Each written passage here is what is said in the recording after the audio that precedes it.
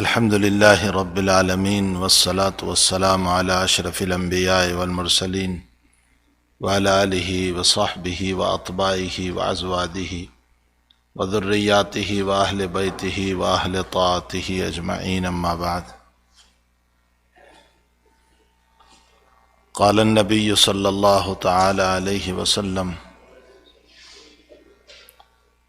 لا يؤمن أحدكم حتى أكون أحب إليه من والده وولده والناس أجمعين.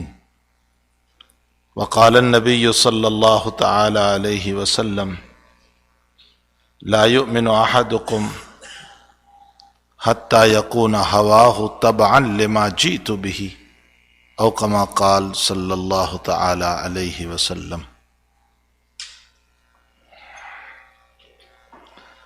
بزرگان محترم، چونکہ یہ ربیع الاول کا مہینہ ہے اور آپ جانتے ہیں کہ ربیع الاول کا مہینہ ہماری ایک تاریخ کو یاد دلاتا ہے.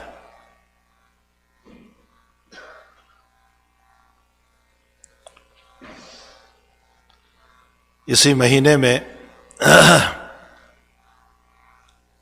ذات اقدس صلی اللہ تعالی علیہ وسلم کی ولادت ہوئی. مشہور 12 ربیع الاول ہے، لیکن مفسرین کے، محدثین کے، اہل تاریخ و سیر کے اور بھی اقوال ہیں. لیکن یہ مسلم ہے کہ ربیع الاول میں حضرت کا آفتاب دنیا میں طلوع ہوا،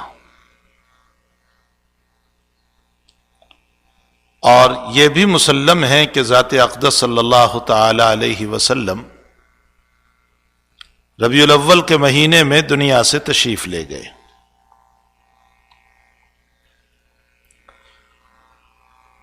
آپ کی وفات کے سلسلے میں بھی مشہور 12 تاریخ ہے کہ 12 ربیع الاول کو آپ کی وفات ہوئی.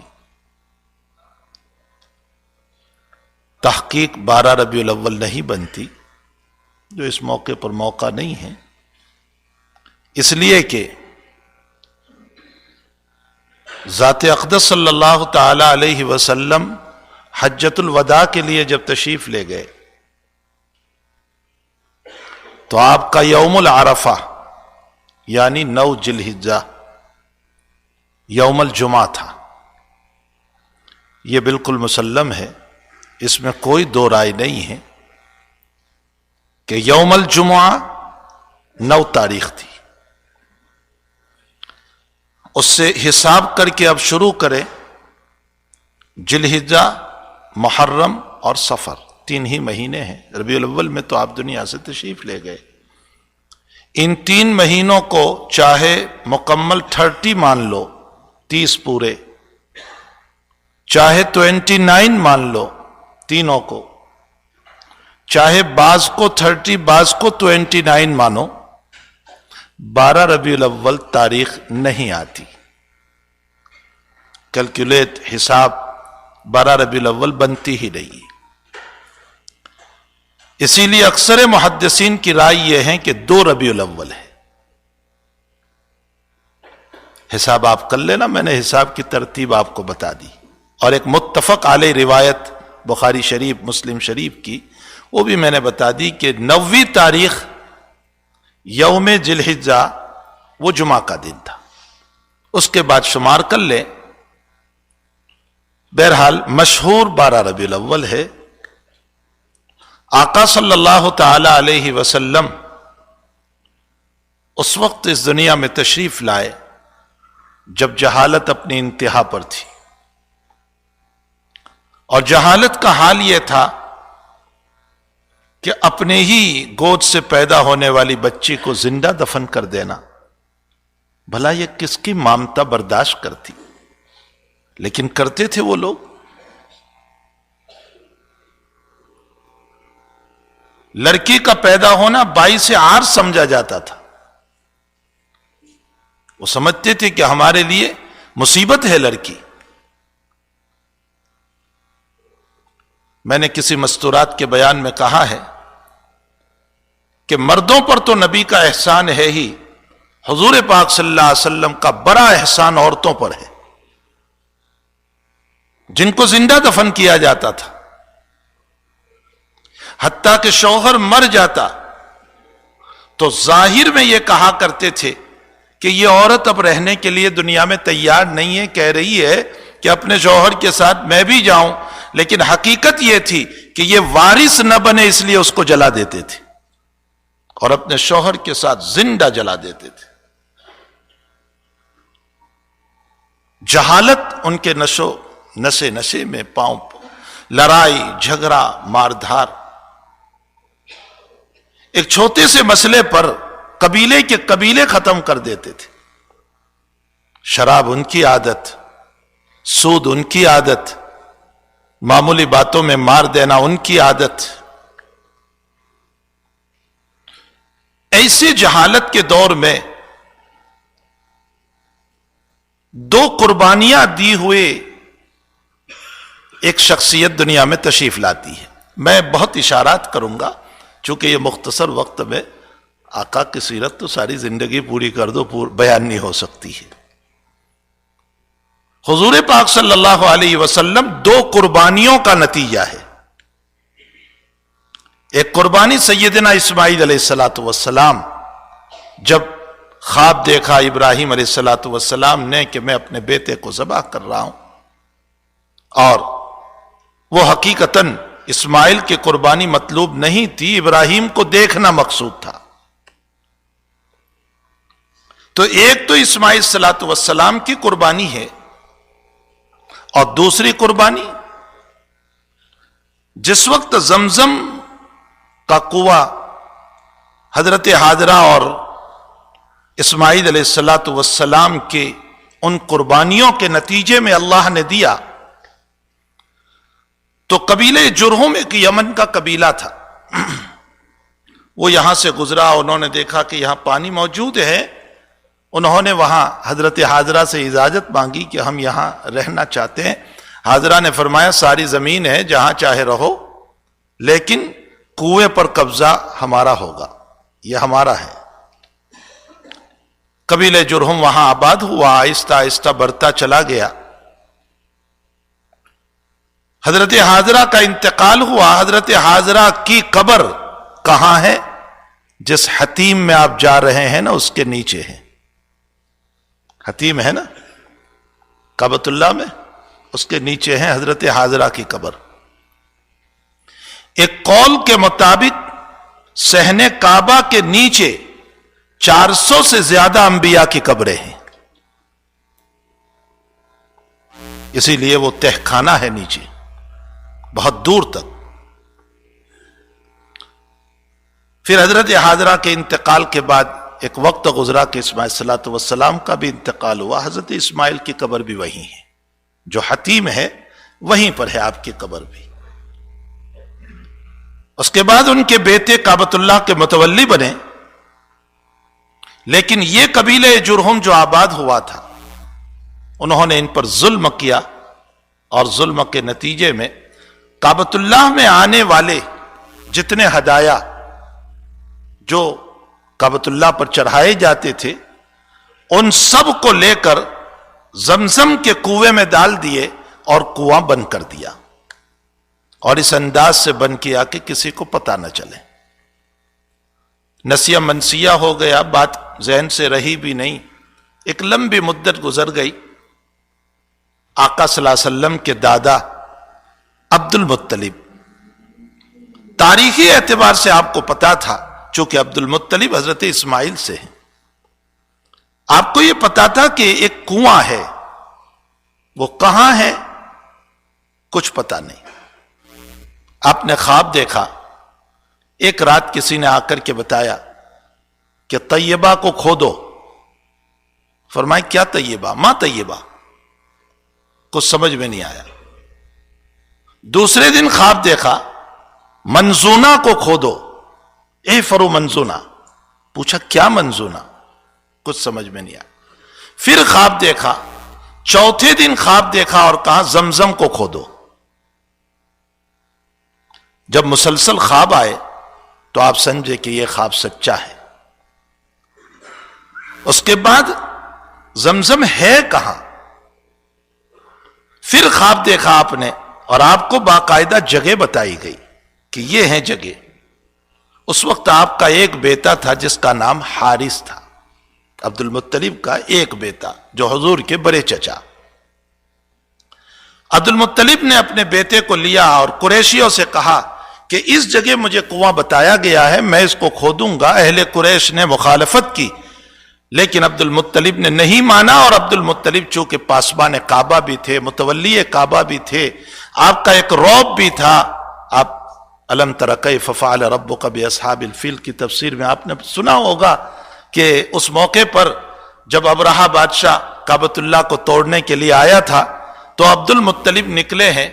ابرہہ بادشاہ عبد المطلب کو دیکھ کر کے سامنے دو زانو بیٹھ گیا تھا. اتنا بڑا بادشاہ جو ہاتھیوں کو لے کر کے آیا تھا، اور پوچھا اگر آپ کو کچھ کام ہو تو. عبد المطلب کہنے لگے میری اونٹنیاں گم ہوئی ہے، تلاش کرنے آیا ہوں. تو ابرہہ کہنے لگا میں تو سمجھا تھا کہ کعبۃ اللہ کے سلسلے میں آپ بات کرو گے، تو کہا کعبۃ اللہ کا مالک اس کی حفاظت کرے گا. تو عبد المطلب نے باوجود کہ قریش کی مخالفت تھی کنواں کھودا. آپ کھودتے جا رہے تھے اور حارث جو ہے مٹی نکالتے جا رہے تھے. اس موقع پر آپ نے ایک دعا اور کی، اے اللہ ابھی تو نے مجھے ایک بیٹا دیا ہے، اس طرح کی بہت ساری کعبۃ اللہ کی ضرورتیں ہیں، اگر تو مجھے 10 لڑکے عطا کرے تو میں ایک لڑکا تیرے راستے میں قربان کروں گا. آپ نے یہ نظر مان لی. حق تعالیٰ کا کرنا ایسا کہ یکے بعد دیگرے اولاد ہونے لگی، 10 بیٹے ہو گئے. اب 10 بیٹوں کے بعد آپ پھر خواب دیکھ رہے ہیں کہ عبد المطلب نظر پوری کرو. جو نظر مانی تھی ایک بیٹے کی قربانی کی، نظر پوری کرو. آپ نے اپنے تمام بیٹوں کو بٹھایا اور کہا میں نے نظر مانی تھی اور اب مجھے کہا جا رہا ہے میں نظر پوری کروں، تو میں قرعہ ڈال رہا ہوں، چٹھی ڈال رہا ہوں، جس کا نام نکلے میں اسے ذبح کروں گا. بیٹوں نے اپنی تیاری تو بتائی اور قرعہ بھی ڈالا گیا، لیکن اتفاقاً نام نکلا لادل عبداللہ کا، جو نبی اکرم صلی اللہ علیہ وسلم کے والد محترم ہیں. اور عبداللہ بہت پیارے بھی تھے عبد المطلب کے.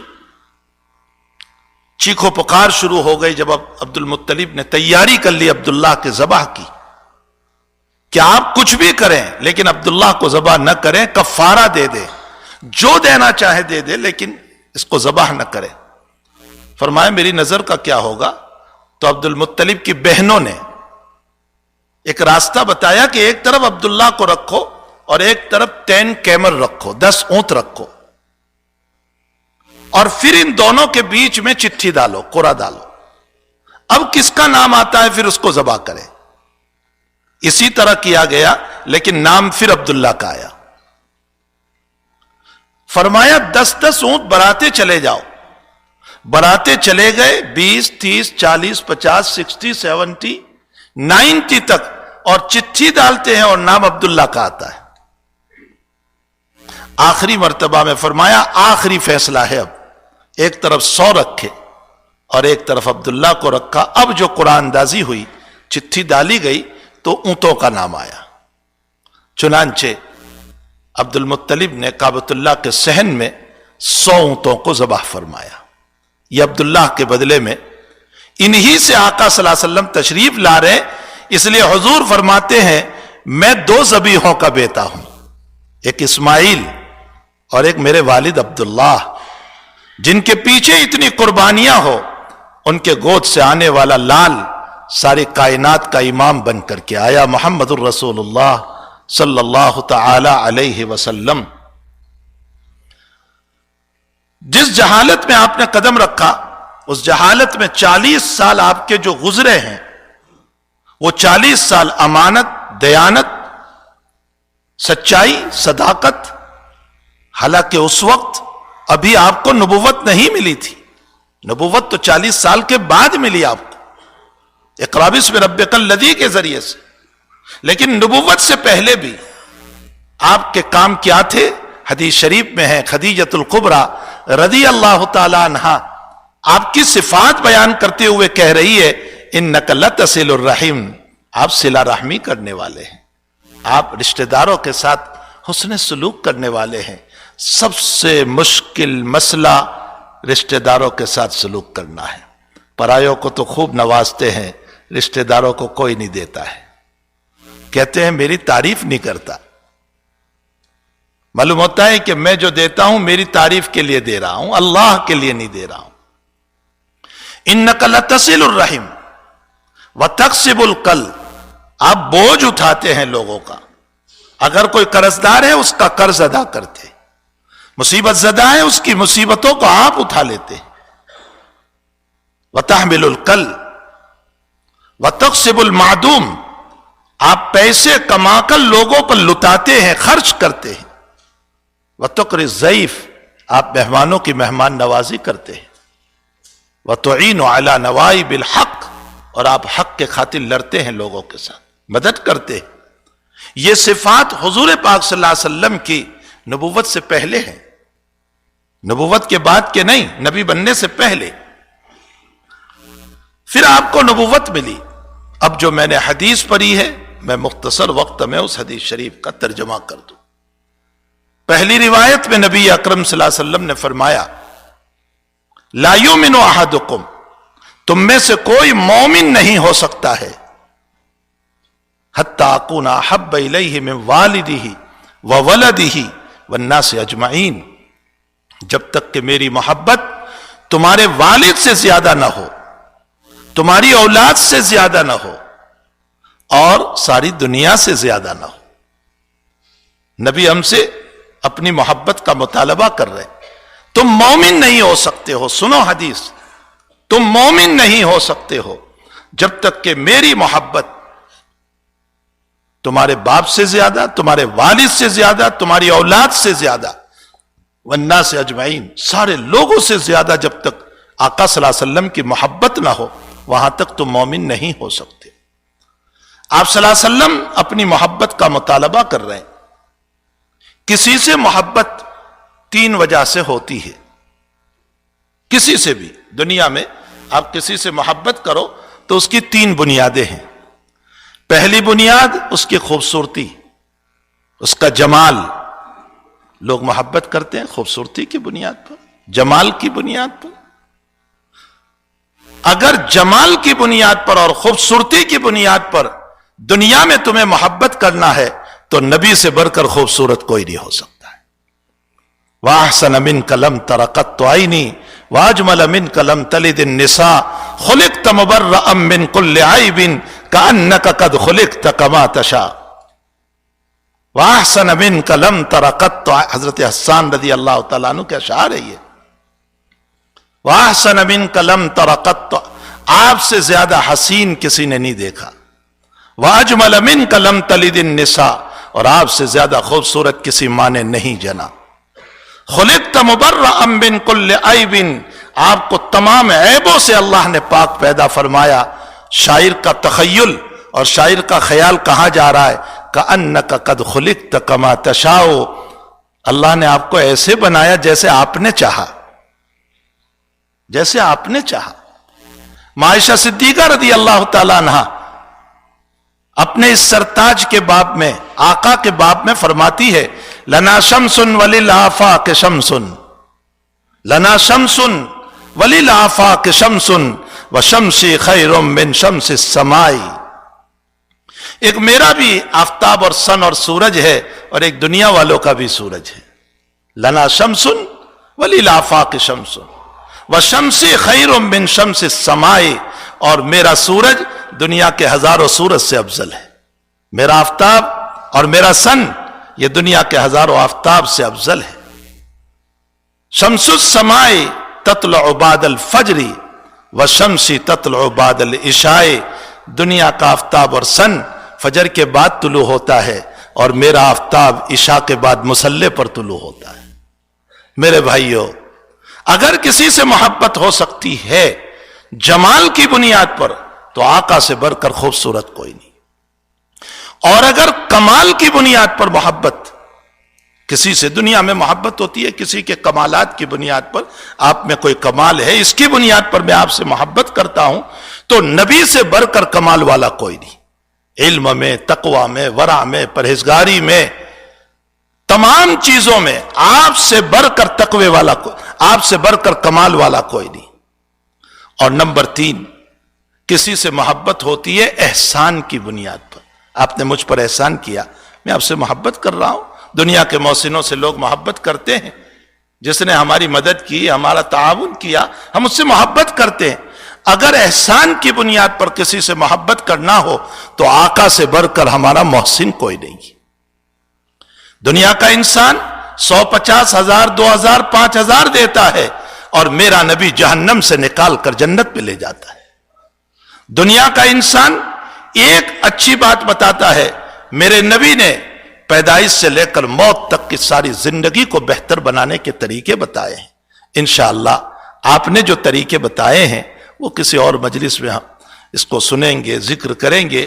اللہ ہمیں اپنے نبی کا خوب ذکر کی توفیق عطا فرمائے، آپ پر درود شریف کی توفیق عطا فرمائے، اور کثرت سے اللہ کے نبی پر درود پڑھو۔ امت سن ہو چکی ہے، امت سن ہو چکی ہے، اپنے نبی پر چلتے پھرتے اٹھتے بیٹھتے درود شریف کی خوب کثرت رکھو۔ انشاءاللہ روایتوں میں ہے کہ جنہوں نے مجھ پر کثرت سے درود پڑھا جنت میں مجھ سے قریب رہے گا۔ ان اول الناس بی، ان اول الناس بی یوم القیامتی، قیامت کے دن سب سے زیادہ قریب مجھ سے وہ رہے گا اکثر علی صلاتن، جس نے مجھ پر سب سے زیادہ درود پڑھا۔ تو درود شریف خوب پڑھیں آقا صلی اللہ تعالی علیہ وسلم پر۔ دوسری روایت میں حضور پاک صلی اللہ علیہ وسلم فرماتے ہیں، من صلی علی صلاتن صلی اللہ علیہ عشرن، جس نے ایک درود مجھ پر پڑھا اللہ اس پر 10 رحمتیں نازل فرماتے۔ فرمایا جو درود نہیں پڑھتا میری امت کا بخیل ہے۔ اور نبی کی تعلیمات کو زندگی میں لاؤ، جو اخلاق بتائے ہیں اس کو لاؤ، غصہ نہ کرو، حسد نہ کرو، لڑائی نہ کرو، بغض نہ کرو، کسی کی حقارت نہ کرو، کسی کو ذلیل نہ سمجھو، عزت دینے والے بنو۔ کسی کو عزت دینے سے میری عزت میں کوئی کمی نہیں آتی ہے، یہ نبی کا فیصلہ ہے۔ ان تعلیمات پر عمل کریں تب ہی جا کر ہم سچے عاشق ہو سکتے ہیں، ورنہ نام کے تو بہت سارے عاشق دنیا میں ہوا کرتے ہیں۔ وہ تو مجنون ہی تھا صحیح عاشق، جس نے خون دے دیا تھا۔ تو صحیح عاشق امت کا وہ ہوگا جو نبی کے طریق پر چلنے والا ہو۔ وصلی اللہ علی النبی الکریم برحمتک یا ارحم الراحمین۔